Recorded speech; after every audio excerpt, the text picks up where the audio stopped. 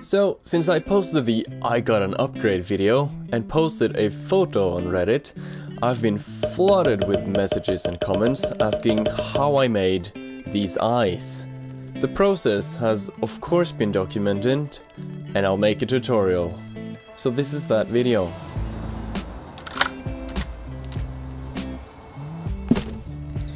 First off, you'll need the chemion-glasses.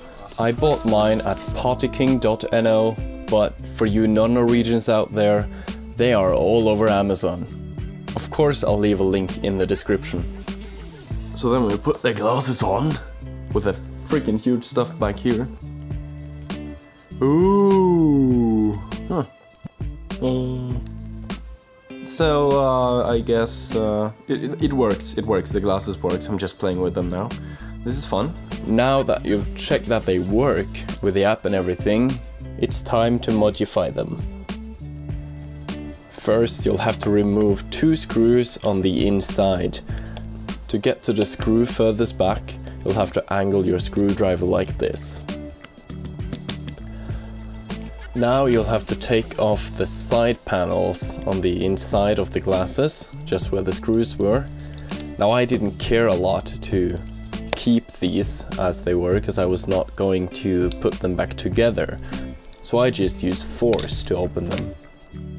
Now that you've exposed the wiring, it's time to bring out the soldering iron. And while you wait for that to heat up, lift the battery housing up from the wire to release it from the glasses.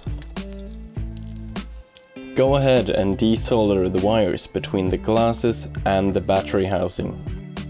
Now it's time to bust out that screwdriver. We have a total of 9 screws to start with.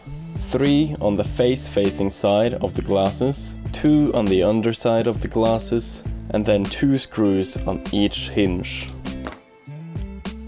Now you should be able to just pop out the reflective glass in the front and expose the actual LEDs.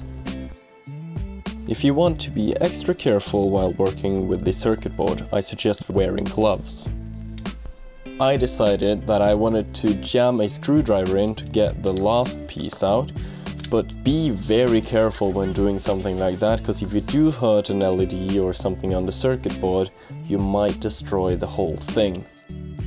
Now there are 2 additional screws holding the circuit board in place, 1 on each side. And then, to release it from its plastic cage, you'll have to drag and pull on these small tabs which lead the electricity to the battery housings. Don't worry if you break these, because we're not going to use them.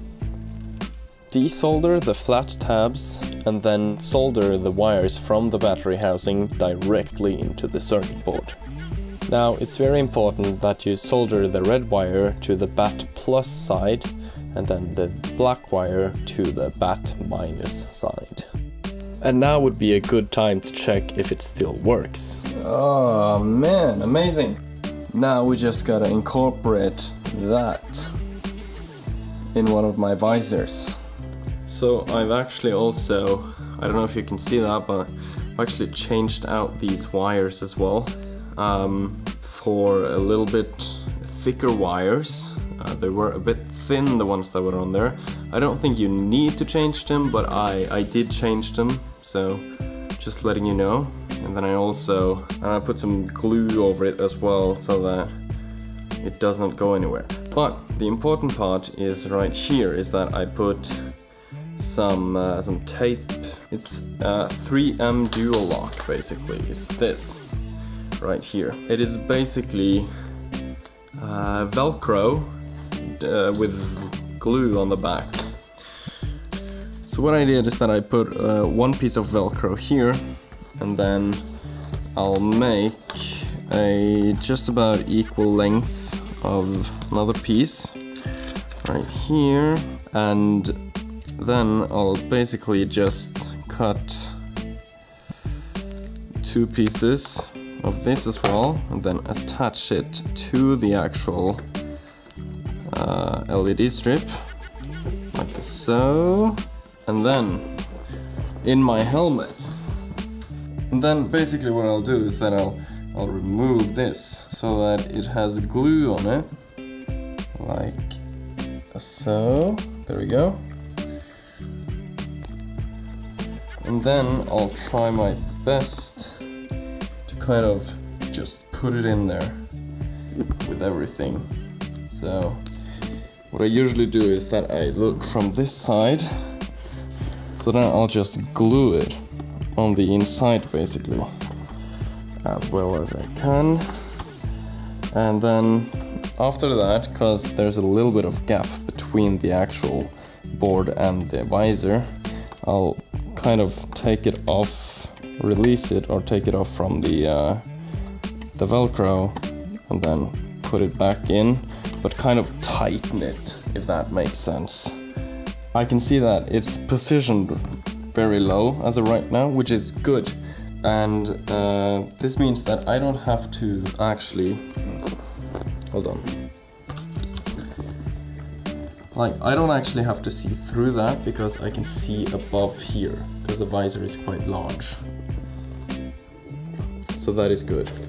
And then it is just to, you know, turn it on.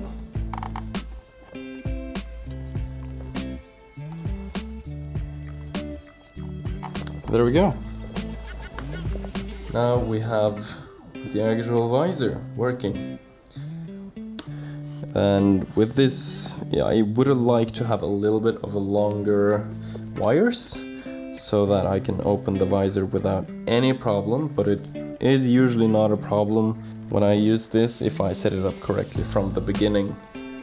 Oh yeah, and I would also really, the tape, the Velcro thing here is probably not the best solution for this. I would really like to get a pin lock visor so that I can have this in between the actual visor and the pin lock. But as of right now, I don't have that and I haven't tested it, so we'll see. Maybe I can test that any other day, we'll see. If I do, I'll make an update video if that is a lot better, I guess. So yeah, thank you guys for watching and I'll catch you in the next one.